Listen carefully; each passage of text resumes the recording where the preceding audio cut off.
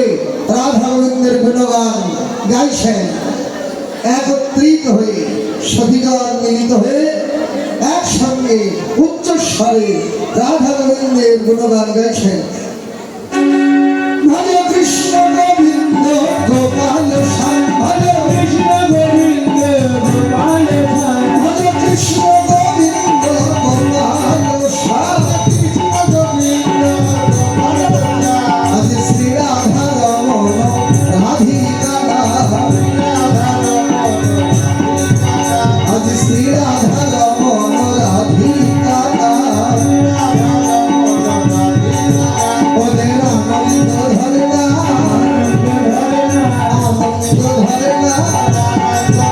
আজ কুণ্ড কুলের সখী বৃন্দের আনন্দ ধরে না,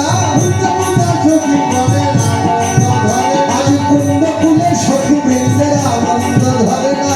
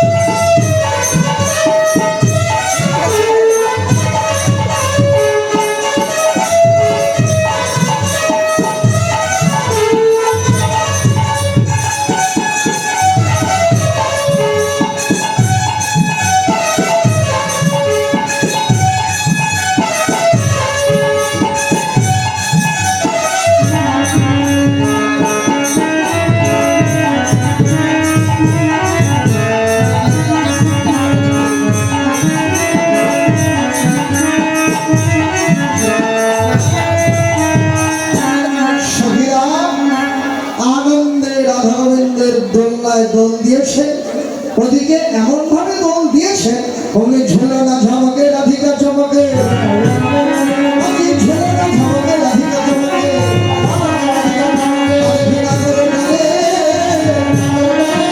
হাসিয়া হাসিয়া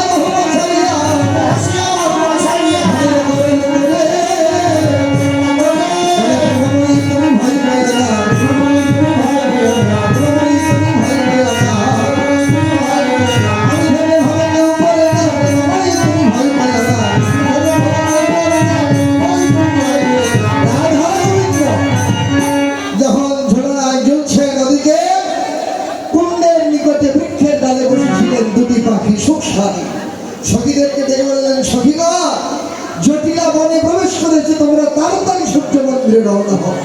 তাই সখীরা রাধা গোবিন্দকে ঝুলনা থেকে নামালেন, কুম্ভের জলে রাধা গোবিন্দকে স্নান আদি করালেন, নূতন বেশভূষায় রাধা গোবিন্দকে সাজায় গোবিন্দ একটা নবীন ব্রাহ্মণের বেশ ধারণ করে সূর্য মন্দিরের নিকটে গিয়ে দাঁড়িয়ে থাকলেন।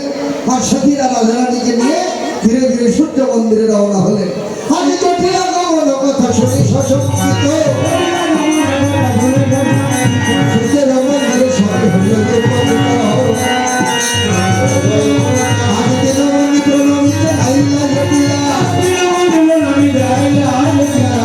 যত বসি আছে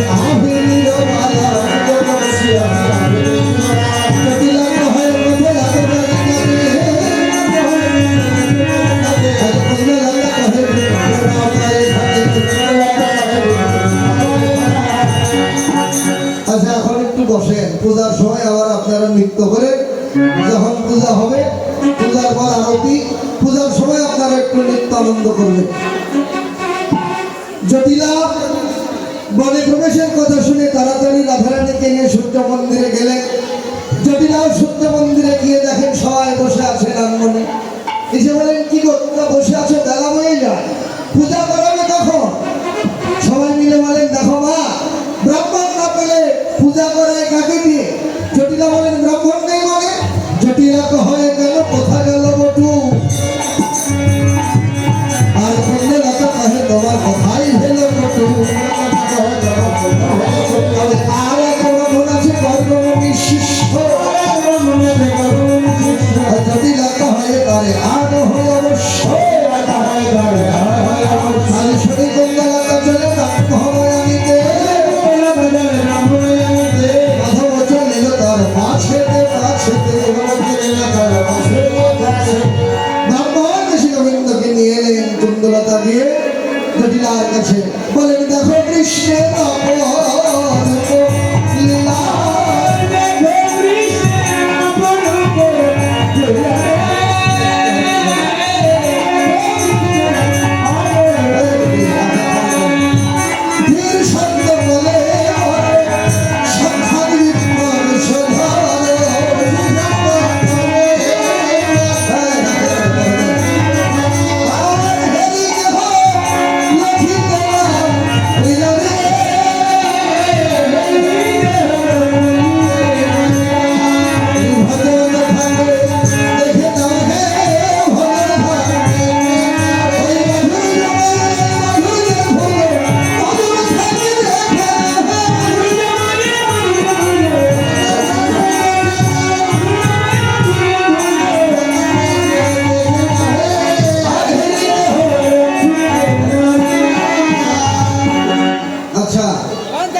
পূজার প্রসাদ যেগুলো সবগুলোর উপর তুলসী দেন, যেগুলোতে নাই কৃপা করে তুলসী দিয়ে দেন।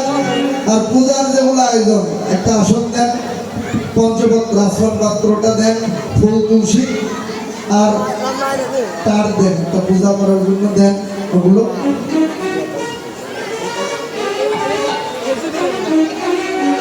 তখন আমি কুন্দলতা দেবী কহাই বৃদ্ধার সেবী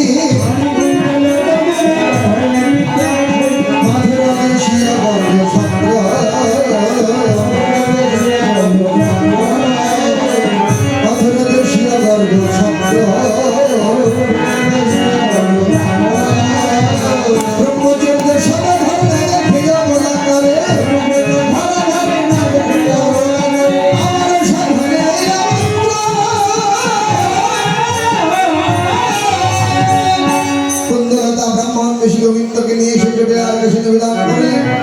জটিলার নির্দেশে সবাই মিলে নবীন ব্রাহ্মণ বেশি গোবিন্দকে পুরোহিত্য বরণ করলেন।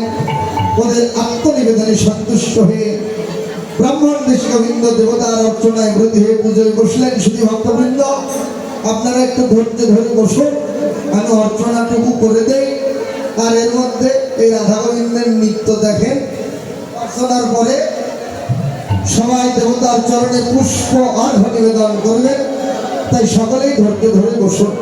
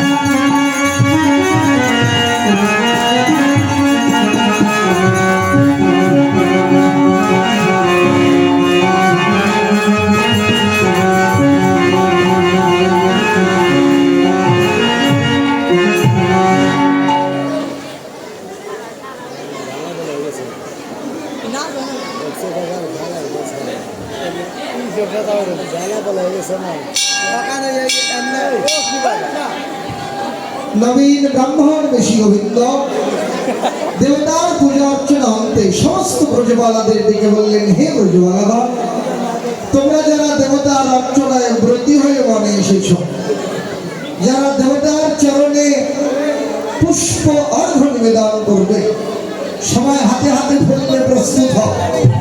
আর ওদের সঙ্গে সঙ্গে আপনারা যারা দেবতার চরণে অর্ঘ্য নিবেদন করবেন, সময় হাতে ফেললে প্রস্তুত হয়।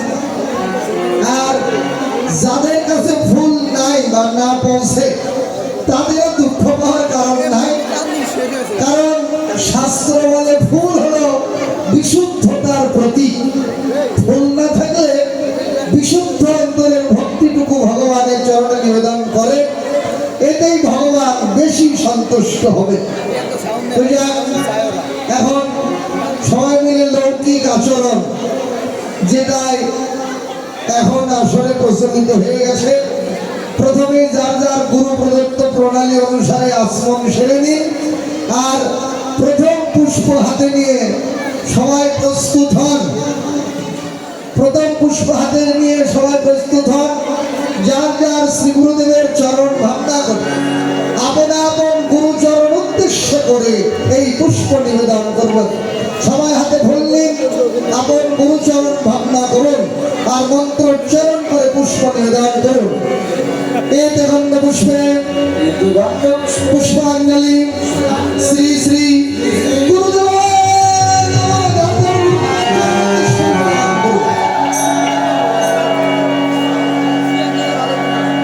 আরেকবার পুষ্প হাতে নিন।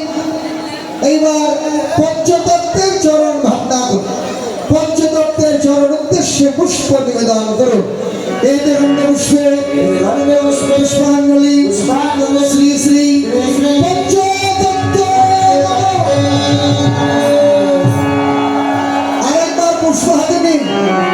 এইবার রাধা গোবিন্দের চরণ ভাবনা করে রাধা গোবিন্দের চরণ উদ্দেশ্যে পুষ্প নিবেদন করুন। এতে গন্ধ পুষ্পে পুষ্পাঞ্জলি শ্রী শ্রী রাধা গোবিন্দ।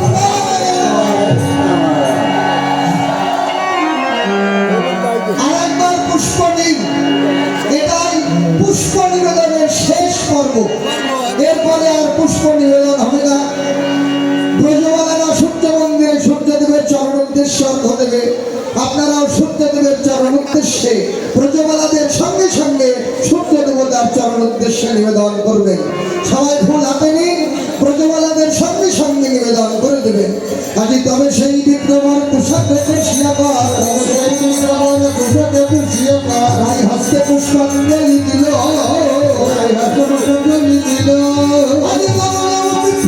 এই মন্ত্র উচ্চারে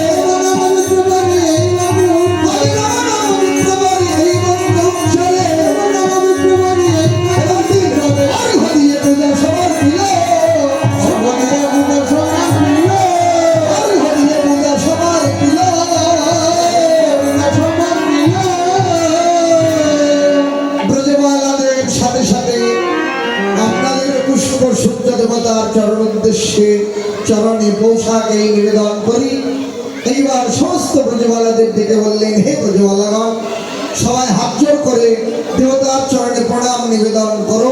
আপনারা হাত জোড় করে মন্ত্র উচ্চারণ করে দেবতার চরণে প্রণাম নিবেদন করুন।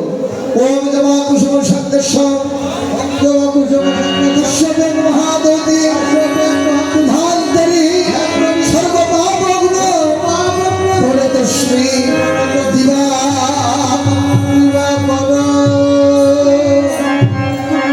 পূজা আরতি পুষ্প নিবেদন প্রণাম নিবেদন।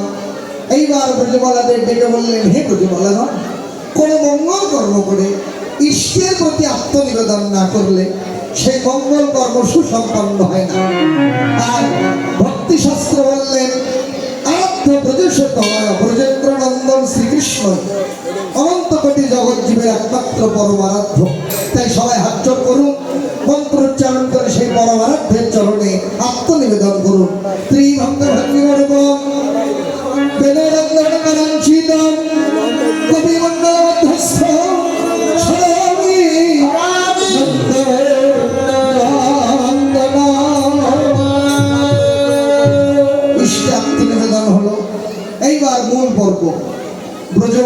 ছলনা হলো সূর্য পূজা। আসল উদ্দেশ্য সূর্য পূজার ছলনায় গোবিন্দের কাছে প্রীতি নিবেদন, গোবিন্দ চরণে আত্মনিবেদন।